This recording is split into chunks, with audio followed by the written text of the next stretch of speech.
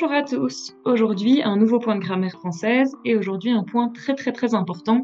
Nous allons parler de la concordance des temps.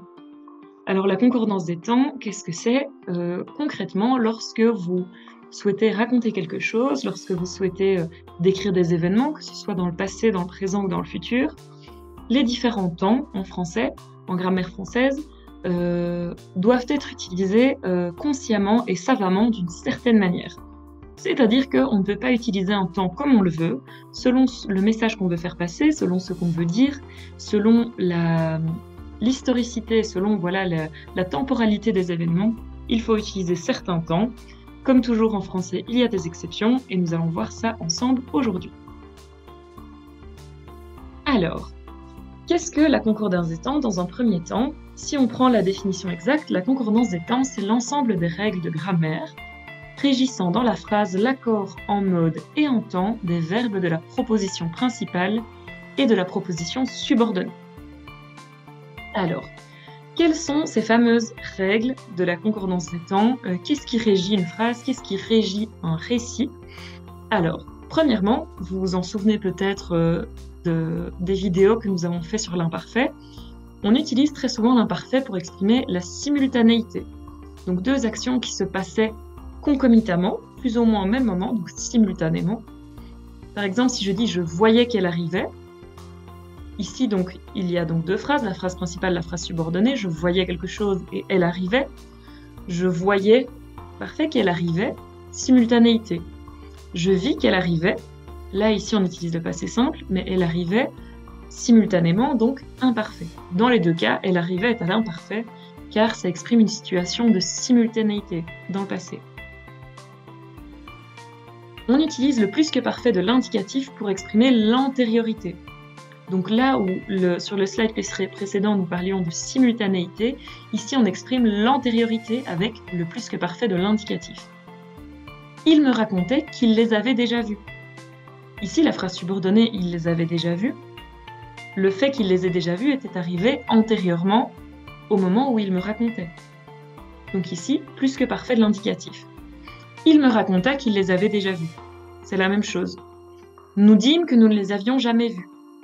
Nous disions que nous ne les avions jamais vus. Ici, si nous prenons une ligne du temps, en effet, les subordonnés se placent à chaque fois avant et le « il me racontait » ou « nous dîmes » arrive en effet à l'instant T, donc plus tard. Donc il y a une question d'antériorité.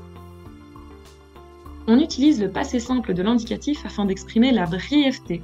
Donc la brièveté, ça veut dire quand c'est court, quand c'est bref, quand ça se passe en peu de temps.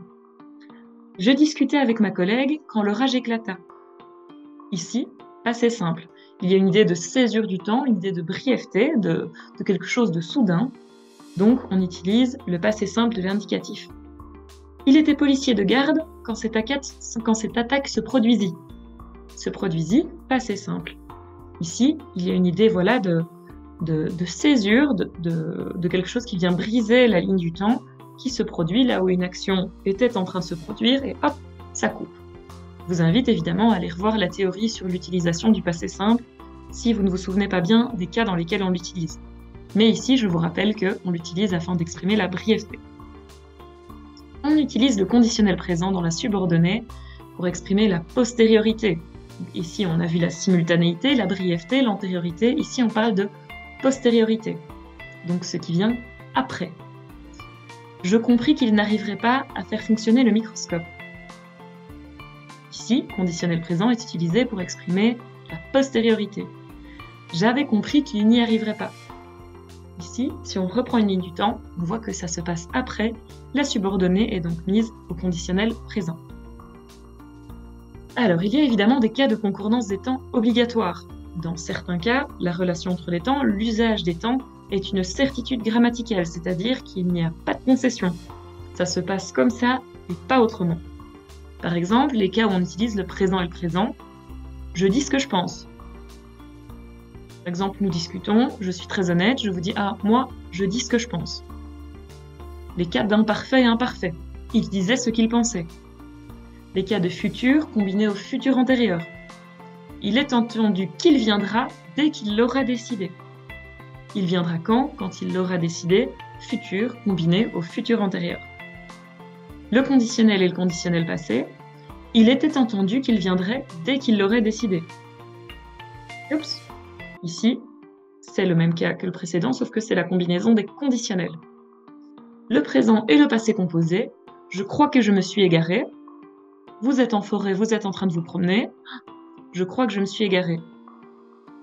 Idem si vous racontez ce même récit, mais dans le temps passé, il croyait qu'il s'était égaré. Imparfait et plus que parfait. C'était tout pour la concordance des temps. Donc à nouveau, je vous parle ici donc de comment faire un récit, comment faire une histoire cohérente, comment parler et exprimer des faits qui se sont passés, se passent ou se passeront de manière cohérente. Ce sont des règles qui, pour la plupart, sont obligatoires, d'autres sont aléatoires selon les cas. À nouveau, je vous rappelle de bien aller relire chaque point de théorie sur les différents temps que vous avez pu étudier. Dans chacun de ces cas, il y a évidemment des cas fixes et des exceptions, comme toujours en langue française. La meilleure technique reste de lire, de beaucoup lire, pour pouvoir justement associer les temps entre eux de manière plus fluide et de pouvoir jongler entre les différents temps pour faire du sens dans ce que vous racontez en français. Je vous dis à très très bientôt pour une autre vidéo sur la grammaire française. Au revoir!